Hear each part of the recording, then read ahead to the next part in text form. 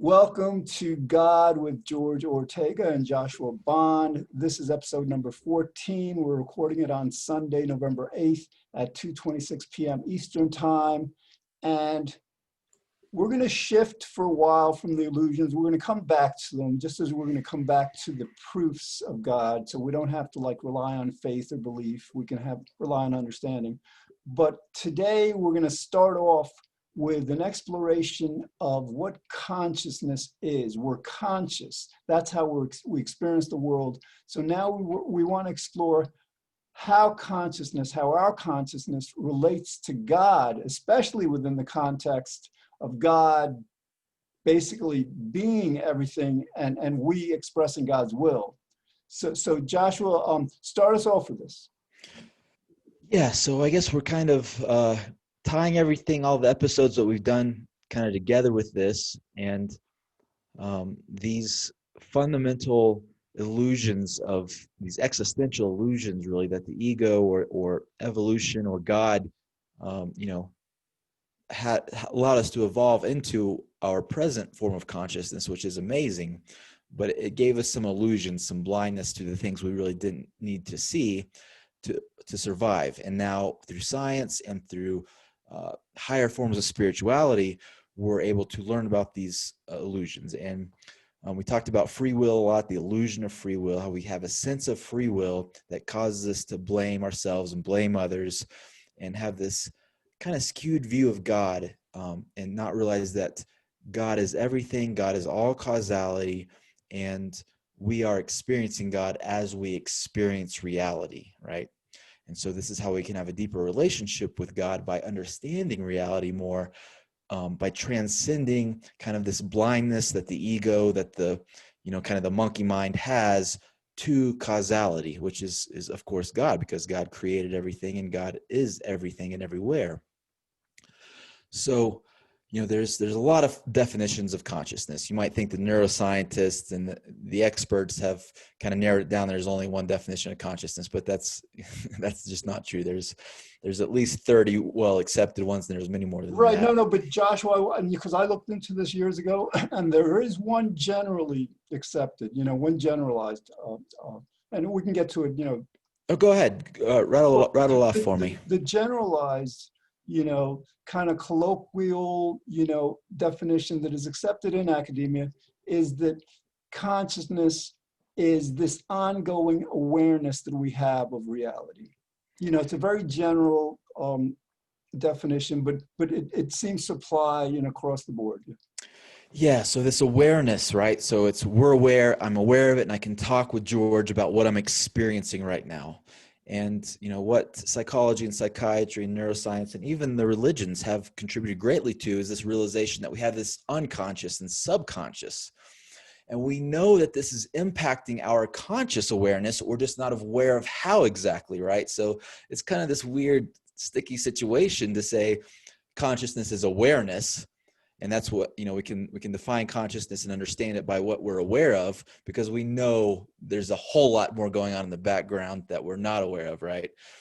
So this is where I talk about science and is kind of a religion itself, and they have kind of the dogmas that they haven't really proved out and wrestled with. Well, Joshua, let me give you a try on this. All right, so basically, yes, because God is everything, our consciousness is really God's consciousness. Okay, this is the first part. In other words, it's not our personal consciousness, because God is making us not just do and feel and say everything we do, feel, and say. God is making us think and be aware of everything we're aware of. I mean, nothing is up to us. So that's the first part of it. The second part is that when we look at our unconscious relative to our consciousness, we discover that our consciousness is simply what our unconscious is focusing on at any given moment. In other words, it's like a flashlight, and what I'm trying to say is our mind is really our unconscious. Our consciousness is limited to these times. Like right now, we're conscious of a very small amount of our mind, a very small amount of our world. And what we're conscious of is being completely dictated by our unconscious. All right, so that's relative to us. But then be, because God is everything, God is, of course, also completely determining what our unconscious leads us to then consciously be aware of. Yeah, I love this, George. It's like the mystery of God and the mystery of what the unconscious is doing that we're not quite fully aware of is kind of the same thing. And like this journey, this spiritual calling, this path to understand this mystery more, have a better relationship with God is also in a sense to have a better relationship and bring that unconscious into the light, because just like there's kind of the subconscious concept that we use where there's these unconscious things that, but they're not quite completely unconscious, they're just subconscious. And if we meditate on them, if we pray to God and ask God to reveal them to us, then we become aware. They become into awareness, into our consciousness. And it's just such a fascinating, it's like so obvious to me. It's like the psychology and the science and the religion are all working on this same goal for a long time, and it's the same thing. They're just using different words, and then for some reason they're kind of fighting about that their way is the right way and the other way is the wrong way. And right, well, the difference, Josh, is that basically science often stops at, well, yes, our consciousness is determined by our unconscious, and it doesn't then take the next step in asserting, well, our unconscious then is determined by God. Because again, scientifically, they haven't reached the understanding yet where they, just like they understand evolution, it's irrevocable. This idea, this existence of God as governing not just our mind, but an entire universe of being, the entire universe. Scientists really haven't reached that understanding yet, where it's clear as day. I mean, if we define God as everything, the universe is everything. If we define God as sovereign and as the being that makes everything happen, the laws of nature make everything happen. So science just hasn't realized yet that God and nature are synonymous. yeah, definitely. I mean, the honest scientists that you hear, that they're all honest, but the ones that are really good at acknowledging and admitting this is they talk about how infantile science is. We're just beginning the very edge of the scientific revolution. It really hasn't even kicked in yet, So I think that's why what we're doing, the work we're doing here is just so important, because we can't just, religion and our understanding of God has thousands and tens of thousands of years of development and evolution and history and heritage, and it's in our DNA, right? And we can't just throw that aside, because science is going to take another 1,000 years just to get to the point of development that religion's got to, in understanding with God. And I sat down and tried to wrestle with this consciousness issue when I really had this major existential breakdown, when I kept facing these disillusionments, as I call them, throughout my life, in my career, in education, and even in my missionary work, right? And I realized that free will is an illusion, and religion proper has not addressed that issue like I believe God wants us to. And so with this, I looked at some of the definitions of consciousness, because I realized that I had to tackle that to try to do this self work, this spiritual work within me, to tackle this, this struggle, I guess. It was a spiritual battle, and it still is for me, for a lot, to master these discrepancies in me believing I have free will, but then not being able to perform as if I have free will, right? And so I knew I had to tackle consciousness, and that was the major issue. So when I looked at that, I started to realize that, for me, my definition of consciousness that I hold, and this is just for me, anybody can use it whenever they want, is that consciousness is our mind, our biology's ability to have a response to stimuli, right? It could be internal stimuli, what we're feeling, the emotions, our neurochemistry, what we ate, and also external stimuli, all of the sensory input, the sensory data coming in, right? And so the spiritual aspect of that, how I realized, what all these religions and these techniques of having relationship with God and understanding God and knowing the causality of the universe, is to kind of escalate it from, or advance it from just a response to making it a relationship, right? How is this stimuli? What is my relationship to the stimuli? It could be, the way something I don't like about somebody, or a bad experience I had with somebody, or some food that, I crave all the time, or, some weird aspect of my personality. These are all cause and effect, relationships of stimuli that's causing my consciousness to be aware, or also not be aware, but just react, right?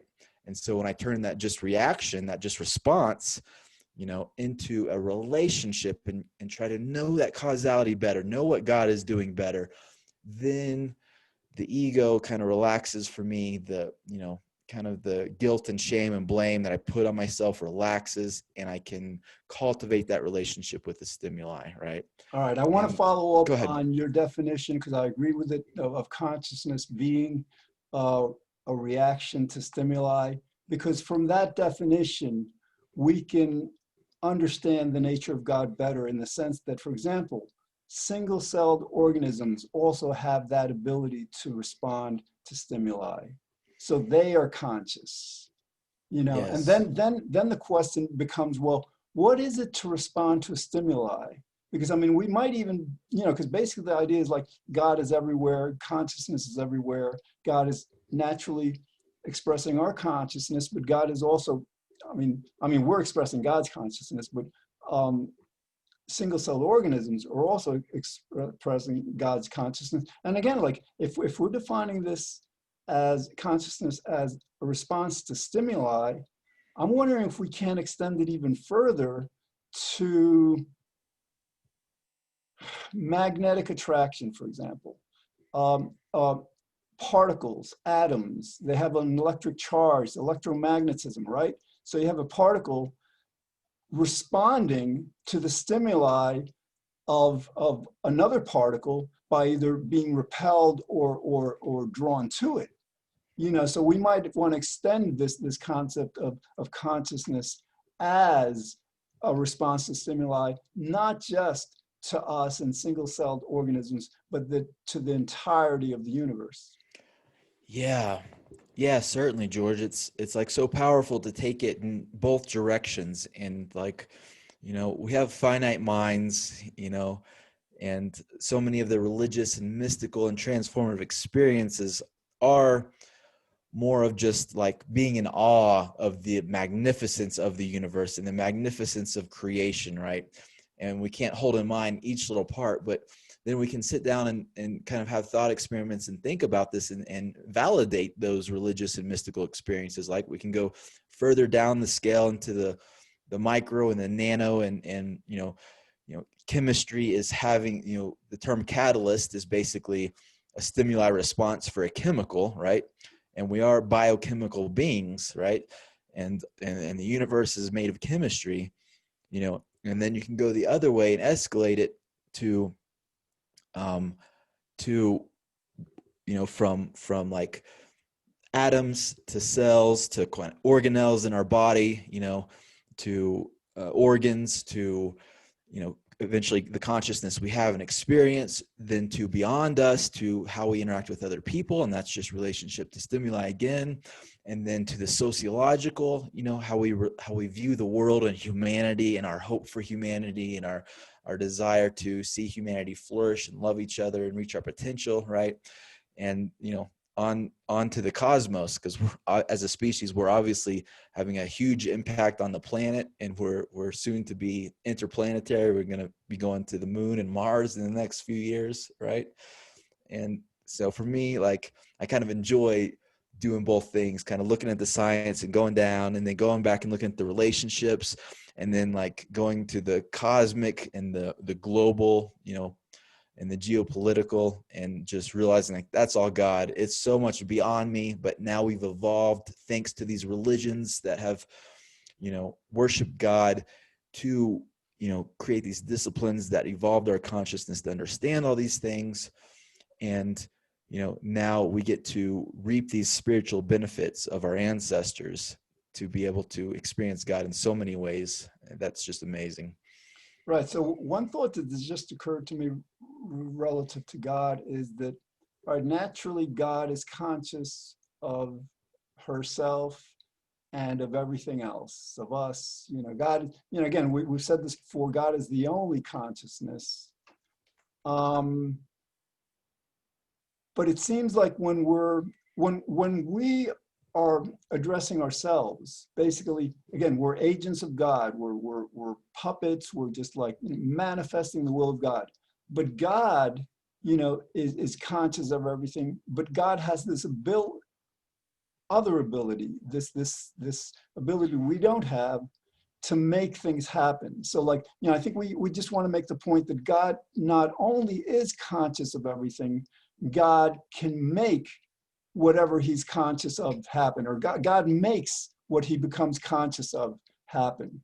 And that's so God creates reality, and then God, is aware of and responds to reality. Yeah. That reminds me of the concept of omniscience and God being all knowing. So I like to sometimes think of God as a technology, right? So at least a relationship to God, understanding God, knowing all of that knowledge, or a little bit more of it than I know now, is this technology to transform life, to transform, our relationship to the stimuli, right? And I think that's what religion has always been. It's always been a technology, and it's been a story. It's always, been narrative based and story and contextual based. All the religions, we have all of the scriptural texts, right? And that's even what we're doing right now with this series, is kind of adding to that story. And these stories are technologies that bring understanding, bring logical, rational insight to the causal nature of the universe, to God, to have how to have a relationship with this causality, and to, just like we have a relationship with anybody else, you play with the elements of that relationship to deepen that relationship. So if one thing doesn't work, well, you learn not to do that, and then you try something else, right? And this is just the spiritual journey unfolding that I think is our own personal evolution of consciousness as we grow and go through life. And this in turn contributes to the global, to everybody's evolution of consciousness. And I mean, it seems so obvious and amazing to me now that this is how we got here. This is why we exist. And this is why we're able to have the conversations and the society and the technologies that we do, and I just, for many, many years, I didn't get that, it was just such a spiritual breakthrough and enlightenment. So I just appreciate this type of conversation and looking at it from this lens. Yeah, and I think maybe we want to probably explore this enhancing of our relationship to God by better understanding, what our consciousness is relative to God and what consciousness is. And so, yes, I mean, when I'm thinking about it now, if naturally when we remind ourselves that our consciousness is really God's consciousness, and again, we can understand this better by understanding that our consciousness is really our unconscious, because that's completely scientific. And then, then our unconscious is God. Then it's got to result in our feeling much closer to God. That understanding just moves us from a lot of religions, still see God as out there or transcending reality, not part of things. It moves us away from that mistaken understanding to this understanding that, no, God is with us. God is us. We are God. I mean, we're just not the part of God that decides anything, but God, we are manifesting God's mind, God's will, God's consciousness. Yeah. Yeah, it's almost back to the story theme. So I look at consciousness, my own personal definition is that, just like you said, singular cellular organisms have relationship reaction to stimuli, at least, right? And multiple cellular organisms, and then you get up to very simple insects and into animals, right? And then to us, right? It's a continuum. And what we seem to have mastered is this ability to have stories and share stories and tell each other stories and experience that we had, right? And write them down and create them, turn them, canonize them into scriptures. And this can affect the way our biology responds to stimuli. This is the biology of belief, right? This is how religion is so much more powerful, and attributing things to God and understanding God is so much more powerful than even some of the best medicines that science has been able to come up with in, whether it's healing depression or PTSD or addiction, right? This giving it to God, and these phrases and these stories and these, very inspirational stories that we have like this inspire our mind, and they cause some, magical, amazing, transcendent, thing to happen, where this strict biological consciousness, that's biochemistry, can transcend, and all of a sudden respond differently to the stimuli in a way that's healing, in a way that's loving, that's graceful, that's peaceful, and accepting of the fact that things are causal, beyond our control. And I think this is really where this understanding of consciousness goes hand in hand with this understanding that free will is an illusion, because most people panic when they first hear this idea that they don't have free will, that we don't have free will, even though it's so obvious, right? But understanding it this way is almost a spiritual technique to integrate it and, walk this spiritual path. All right, I'm glad you started with the idea that like these religions are stories, because yes, it is a story. The Old Testament, the New Testament, these are stories. And if when you read them, you realize that they are somewhat about God, but that they're much more so about, the Israelites and the Christians, the Old and New Testament. And then you realize several other things. You realize that they kind of like convince themselves, well, we know, what is, and it's incontrovertible, whatever, where like science, basically creates new stories. And I think my point is that, like, for example, with this matter of free will, the Old Testament, the New Testament, they don't really address it. Actually, Paul does address it in the New Testament in Romans. He explains to the Romans that, I don't know what's going on. And he's like so honest, so authentic about this. He says, I don't know what's going on. I try to do good. I want to do good, but something that is outside of me is preventing me. And, there's a whole, I wish I had the passage, but he presents it so eloquently that we don't have a free will. And so, like, where are we now? Why are we doing this show? Why are we trying to help people understand the nature of God more accurately? Because Judaism, Christianity has not yet, except for very, very few of us, evolved to this understanding that because God is everything, God is omnipotent, free will is impossible. And like what they refer to in the Bible, God says, like, I've given you a choice between life and death. Choose life, something like that, right? So people mistakenly believe that and many other quote unquote choices we make in the Bible are evidence that we have a free will. But no, what they fail to understand, and hopefully we can continue to explain this to them, is like, that's just talking about choices. That's not talking about free choices. And a great example of this is, like, we can present, for example, a computer. We can ask a computer to choose between A and B. Now, every computer programmer, computer scientist understands that computer is not making that choice of a free will. It's making it completely dependent on we who created it and determined and programmed it. And in that same way, everything that we choose is completely determined by God who created and programmed us. Yeah. Um, hmm. You made my mind spin. I had something I wanted to say, but I forgot it because you were making my mind spin as you use that analogy, which is even more than an analogy, possibly. I think yeah, so in the context of stories, another way to think of it is these religions, like we talked about last episode, they always were attempts at science. Essentially, they were systems theories trying to figure out how the universe works, how we should act to have the best results, how we should be able to get along, right?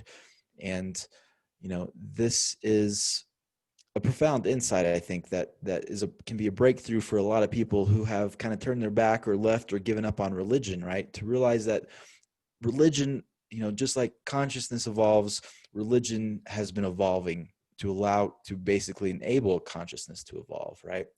And so, it's always been about causality, cause and effect, because, all animals, and especially us higher humans, want to understand the universe and understand reality so we can have a little more control over it, or feel we have control over it, in hopes to make things turn out better.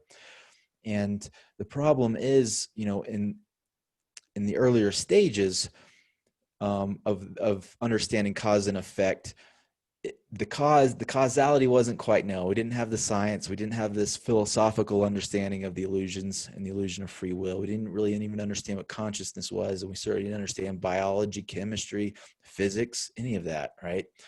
And so what was happening is they were giving kind of a cause, kind of a pseudo cause, and then an effect, right? So the cause was sin, for instance, for, take some religions, right? So sin.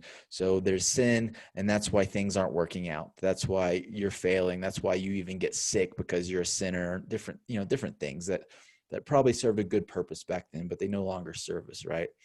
And so what's happened with us now is we've learned to identify. The ego identifies with the effect and blames kind of the self, right? Without truly looking into the cause, the true causality. And this has been a huge, for me to give myself a lot of grace, forgiveness, heal a lot of my own depression, to realize that I was identifying with my will as if it was my fault. So I Okay, we got failed. under a minute. Okay, so I failed at, whatever it was, work, school, relationships, right? And I felt like I'm just a bad person. I am evil, whatever, and who would want to be around me? But to embrace these illusions as a spiritual principle, a spiritual understanding, and understanding God from this perspective, is so healing and so transcendent, and has really been for me. Excellent. So understanding that God controls everything allows us to absolve ourselves of this evil that we're not responsible for in any way, and that's a godsend. So, and we're going to be going over that a lot, because one of the reasons for understanding God better is to create a happier, healthier humanity, which is what we're doing. All right, thanks for watching, and we will be back tomorrow with another episode on all about God. Okay, enjoy the day.